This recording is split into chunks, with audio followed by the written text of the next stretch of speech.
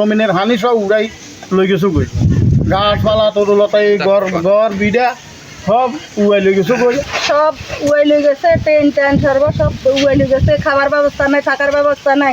আমরা 20-25 পরিবার এই অবস্থায় আছি। ঘর, তারপরে আমার পাকঘর, আমার থাকার ঘর, টিন সম্পূর্ণ বিধ্বস্ত হয়েছে। আমার গাছপালা আমার বহুত অনেক ক্ষতিগ্রস্ত হয়েছে। ঘূর্ণিঝড় এভাবে হানিরে লাইসাই গোলাই অসনভূমি ফাঁকাই এইভাবে ব্যাগ সাইজে আবার অসনভূমি টেন সাইজের ট্রেনে গেলুয়ের ট্রেন উঠে আছে দায় বাড়িতে আইলাম বাড়িতে আসলে গাছ গছ এখন সব ভাঙি চুরি ঘর দুয়ার সব টিচার নিয়ে গেছে ভাইয়া। সকাল 11:30টার সময় হঠাৎ করে মানে আবাস নদীতে সমস্যা করি মানে যেন যুদ্ধ বিমান চলে এইভাবে সমস্যা আবাজের পরে দেখি ছিলাম যে মানে যেখানে যাইতেছে যে খেলে মটমট আবাজের বাড়িগুলা মানে গাছপালা সব ভাঙের আর ঘরগুলো উপরে নিয়ে টিন পানি সহ উপরে যেখান থেকে যারা সব চলে লয়ে যায়। এই জন্য আমার এখানে ওরা 4টা আপনার কারেন্টের পিলার এমনকি 10-12টা মিটার সব মিটার কয়েকটা খুঁজিয়ে পাওয়া যাচ্ছে না।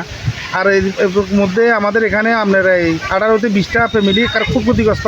রোড থেকে অন্তত 200-300 ফুট 800 ফুট দূরে নিয়ে ঘরগুলো এইভাবে ভেঙে ছুটে টিন টাইন অনেক এলাকায় ছিটে গেছে।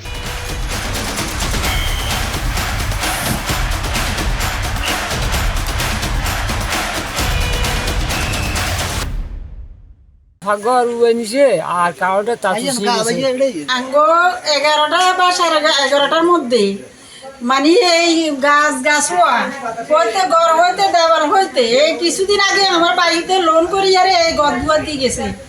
দিয়ে যাবার পরে কিন্তু এই দেওয়ার হইতে বড় ঘর হইতে মাল সামান হইতে সব ক্ষতি হয়েছে, সব নষ্ট হয়েছে। ওই করতে ধরেন এই সাড়ে কিনার দিয়ে কত কষ্ট করে এই টোয়েন্টি দিচ্ছি গেছি অনেক সোলা বোলা ব্যাগ দিছে আর ঘর গিয়ে দেন না কি অবস্থা হয়ে গেছে। সকাল আনুমানিক 11:30টার দিকে আমার এই ইউনিয়ন মতিগঞ্জ ইউনিয়ন সরাসপুর গ্রাম মধ্যম সরাসপুর গ্রাম প্রায় 20-21টা পরিবার হঠাৎ একটা টর্নেডোর আক্রমণে পুরা একটা গ্রাম লন্ডভন্ড হয়ে গেছে। এমন লন্ডভন্ড হচ্ছে এমন পরিবারের উপর দিয়ে এই টর্নেডোটা গেছে যারা একবারে সর্বস্ব হারিয়ে তাদের ঘর বিটা সব উড়াই নিয়ে গেছে টর্নেডো। এবং তারা যে রাত্রে ওইখানে এই জায়গায় তাদের ঘরে বসবাস করবে এই অবস্থা তাদের আর নাই।